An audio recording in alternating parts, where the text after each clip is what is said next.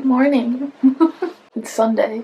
I wanted to do my assignment now. The thing is, once again, we have an endeavor in time wasting prompted by Minerva, in that the way that the classes are set up for this week of defenses, I have to upload like a blank PDF as a submission for the assignment that I have to do for everyone else's class. So basically, I'm enrolled in everyone else's class that I have to go to, so this assignment is showing up for me. But I only have to submit the assignment to my class, and I'm supposed to upload a blank PDF to everyone else's. So that's 14 blank PDFs I must upload, which is kind of fun because I'm gonna get confetti for all of them. On the form, when you submit an assignment at least 2 hours before it's due, you get confetti. So I'm just gonna upload and watch confetti and be slightly happy about it. But then I'm gonna try and do the reflection assignment now, but then I'll probably work on my actual presentation a little bit later. This isn't taking as long as the stupid photo submissions did last night. You would think that maybe they'd be able to come up with a more efficient way to do this. This is an example of where Minerva makes things easier on the staff faculty side, and the students don't matter as much in terms of making things straightforward and easy. But so I thought I would actually talk to you about my capstone and about the sort of reflecting that I'm doing to help me write that assignment, because I tend to like talking about stuff even if there's no response. Verbalizing it sometimes works better than just typing it. This is supposed to be 150 to 400 words, so basically nothing. But they give us a whole bunch of points to think about or consider discussing, which I think is mainly just for them to show what sort of preparation they expect us to have done for our defense in general, because this assignment isn't supposed to be all of those things. It's supposed to just sort of be maybe the ones you find most important or salient, and then the rest of them will probably come up in the defense, I'm assuming. So it says that you should review all of the feedback you got on your capstone. So I've already glanced at it, but I haven't thoroughly, honestly read all the feedback on my capstone, because I tend to have a very hard time with feedback, in that I take the negatives or the criticisms very hard, and I discount the positives. I actually at one point, while I was still writing the capstone, and I had feedback from earlier drafts, I made a spreadsheet where I made myself copy and paste positive and negatives, or positive and suggestions from the comments that my advisor left in my document, because I was I need to make myself see that there are positive things being said here, and that most of the negatives are really suggestions and they're not straight up negative. I think I'm gonna focus on the threes first. Okay, so capstone grades. We get a ton of scores on basically all the things that we tried to do in our project. So all the HCs that we applied and all the LOs that we created. So HCs are sort of what we learned first year. If you don't understand that, I'm not going to get into it.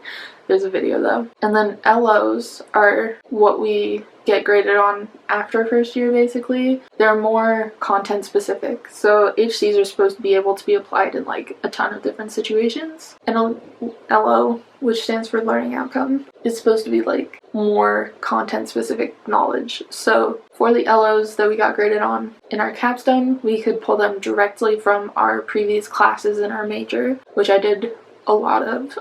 But we could also create LOs if we felt there was some content knowledge that we were developing in our capstone that was really important to our capstone that wasn't covered by LOs from previous courses. So I did both of those. But so then for the capstone grades, you get a score from 1 to 5 on all of those things, every HC and every LO that you used. So to enable that, we had to have an appendix where we explained all of the HCs and LOs that we applied. So that's sort of your chance to justify that you did it well, and also acknowledge that you were trying to do it.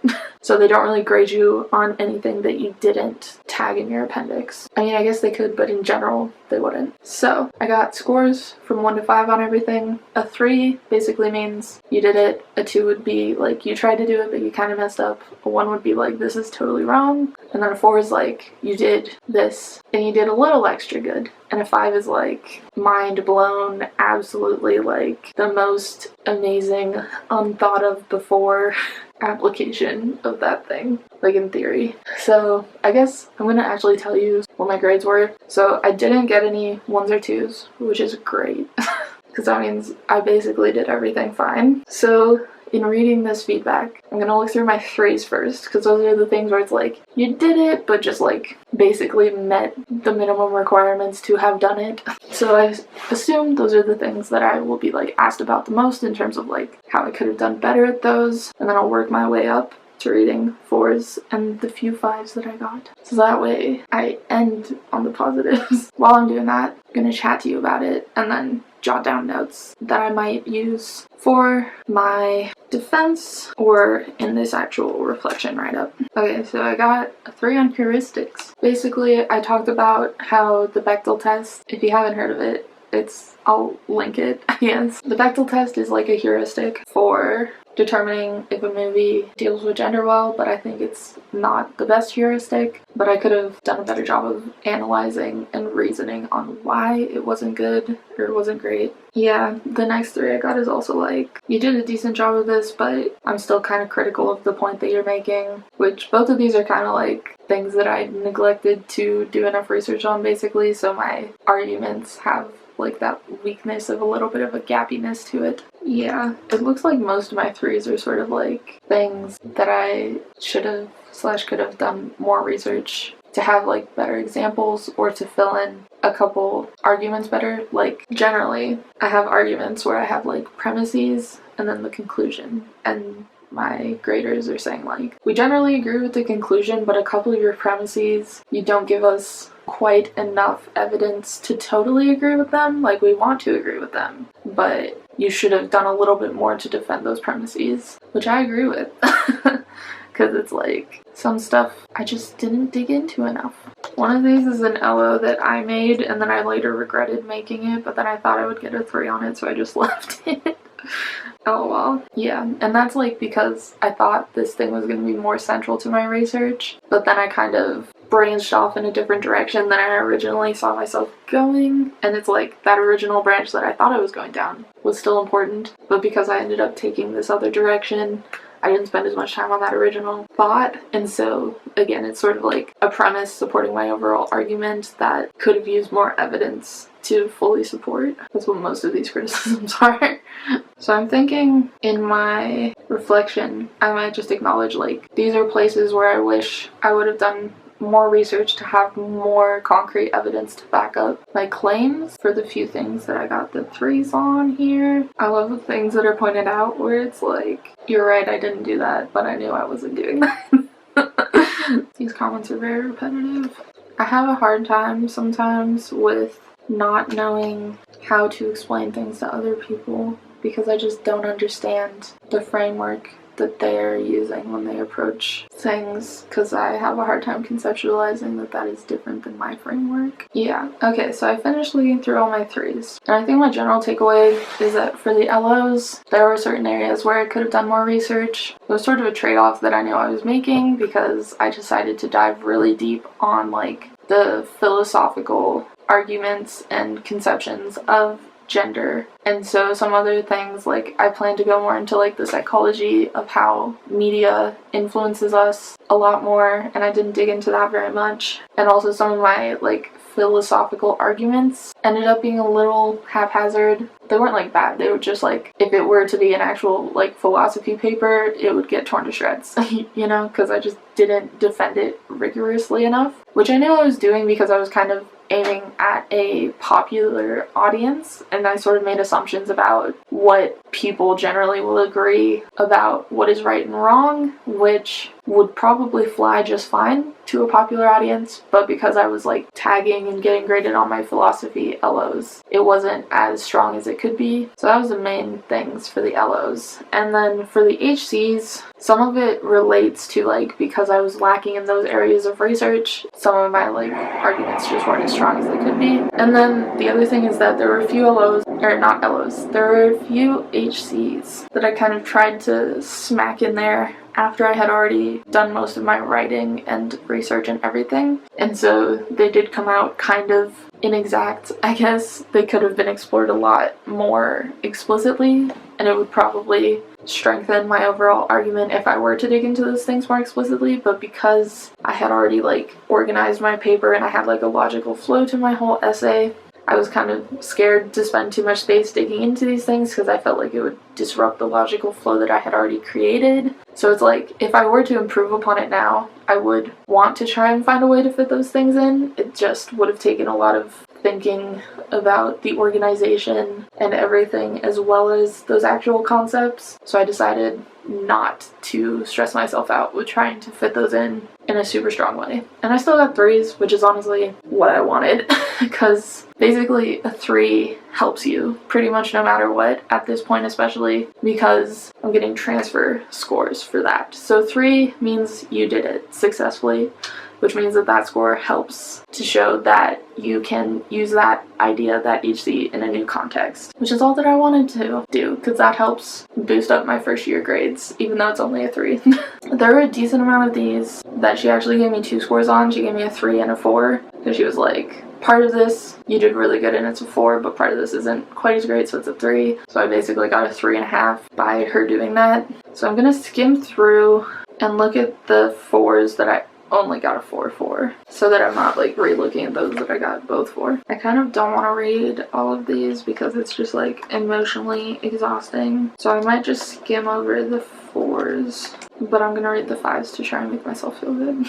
Because the thing is, the things that I got a 4 on are things that are like not as likely to come up in the defense, but part of my like reflection is supposed to be acknowledging like strengths and weaknesses. So I want to look at the 5s to be like, this is what I was really strong in, and then mainly focus on like talking about the things that didn't do as great, which is the 3s, right? So the other thing is that I wrote a video essay for this as the main like academic portion of my capstone, and I still think I might want to make that video essay. So it's like, I might come back to this feedback if I decide to work on improving that essay to actually make it into a video or multiple videos. 4's done. Now let's look at 5s and try to feel good about myself. I should feel good about myself. If my advisor ever saw this, she'd be like, Kristen, you're freaking ridiculous. Because I got like really good grades overall. I'm just like so harsh on myself. So part of my capstone, I said, was a video essay. The other main thing I did is I wrote a screenplay. It's still a draft. I still want to work on it some more. I want to restructure it.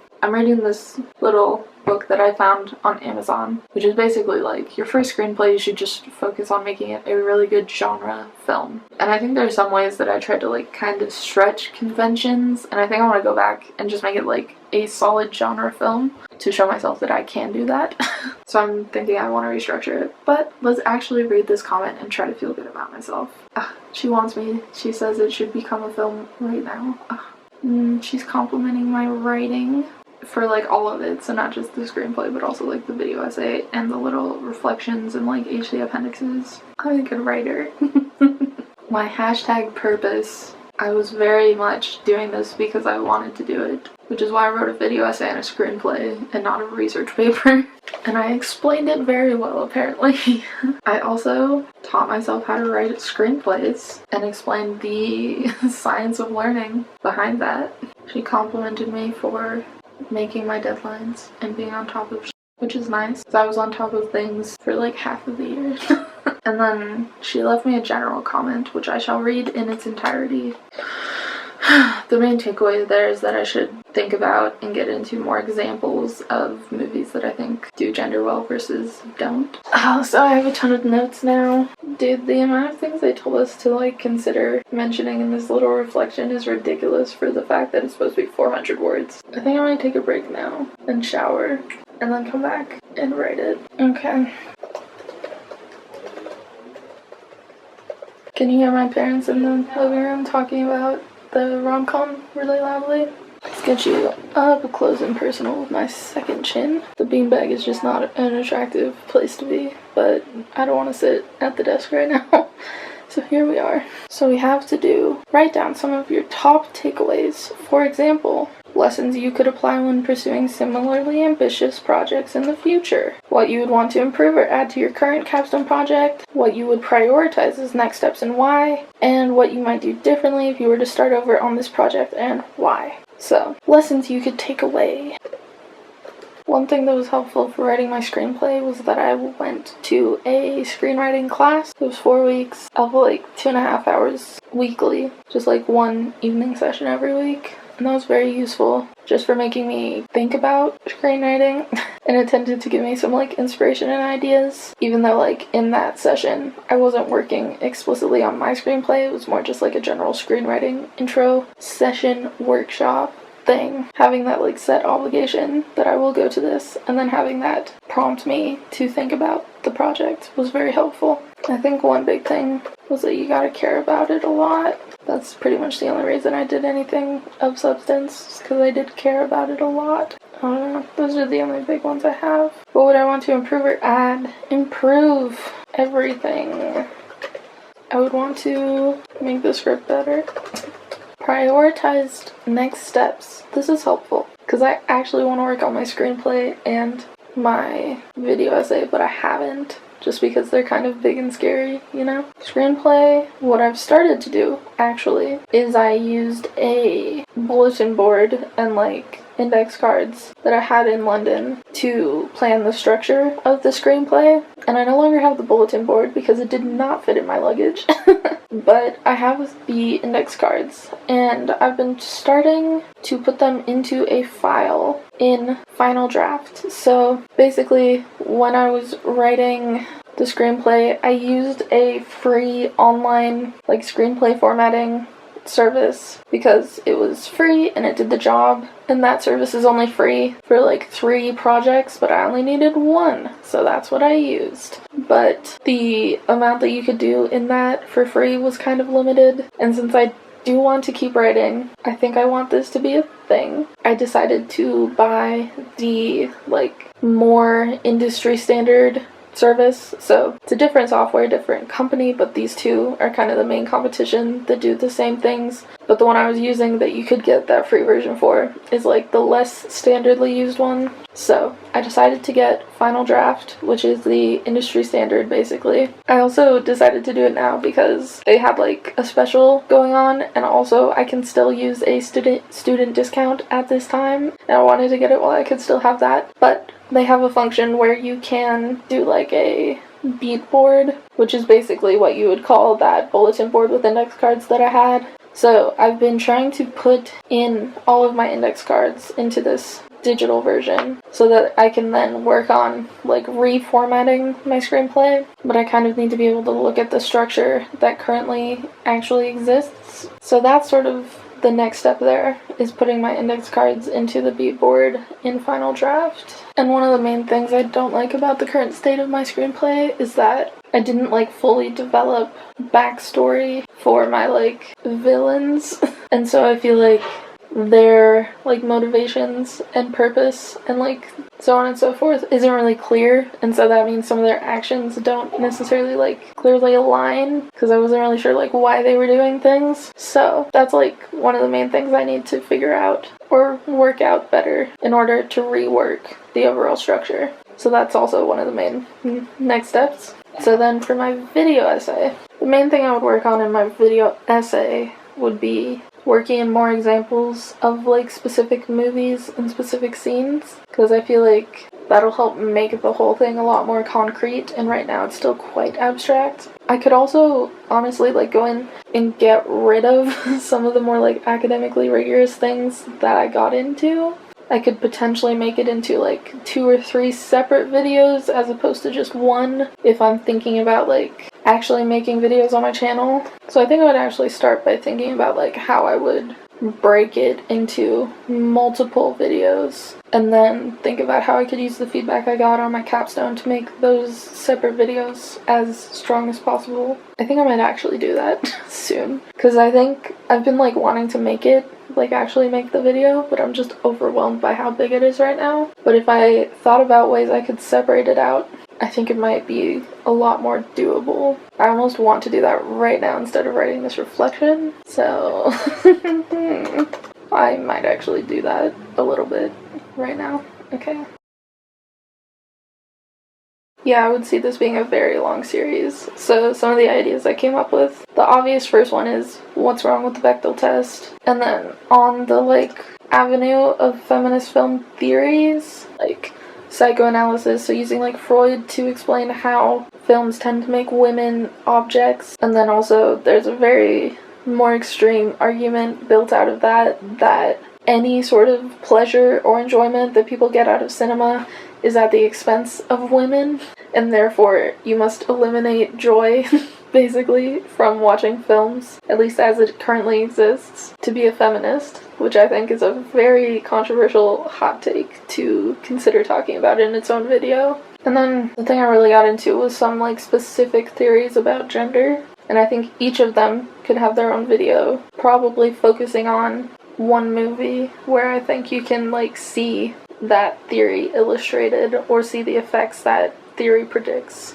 So that would be a whole set of videos. And then I think the end goal is my suggestion for a new Bechdel test. Yeah, I already have 10 ideas for separate videos, which I think is a good concept to take to my defense, that I would actually make this into several separate videos to make it more approachable based on all the feedback I got, because I think the idea that it's good to be able to go really deep is only possible if you make a lot of separate videos, because the video I wrote was already a 45-minute video essay, which that's a thing that people do on YouTube, but I wouldn't want to push it any longer than that without having any sort of established following. So I think it's a lot better to try to get myself into that 15 to 25 minute range. I mean, less than 20 I think is really ideal. Something I should definitely talk about in my defense. What you would do differently if you were to start over. Oh my goodness.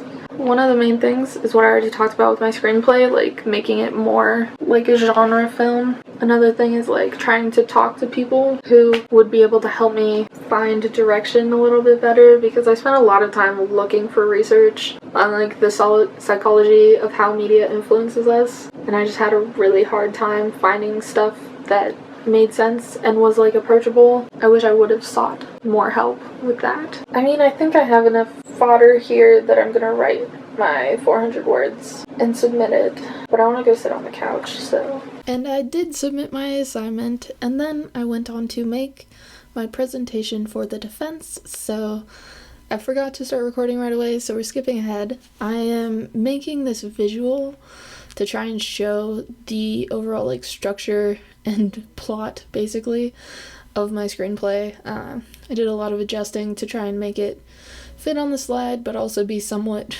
actually readable and meaningful. So I put the things that happened on the left, and then sort of the structural moment name on the right. Threw that in the presentation. And then I sort of explained how I thought about gender in my script. And then I had to go into sort of my philosophical argument, setting up what I talked about in the video essay and the different points I made. So I talked about sort of the feminist film objections to how stuff is done, talked about what the Bechdel test is, talked about my example of Sucker Punch and why I think it isn't feminist even though it passes the Bechdel test, which involves the outfits mainly, which is why I had to find pictures.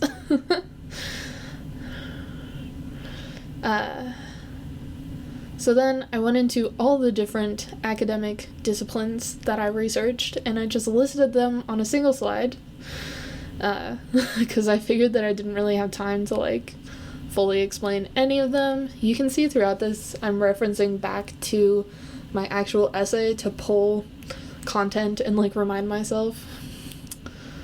And then from there I just sort of went into what are my recommendations and how would I apply them to my screenplay, which I mostly pulled direct quotes from my capstone for. And then I just explained the next steps that I'd already been talking about with y'all in this vid. that was the presentation. Editing Kristen here. So once again, I thought that this was going to be part of a longer video, so I have no outro. So basically, that was me getting ready to defend my capstone.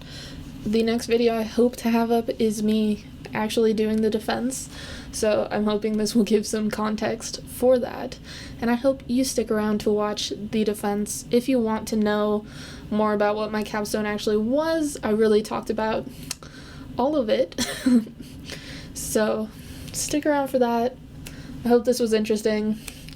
Hold your comments and questions about my capstone until you've watched the defense, preferably.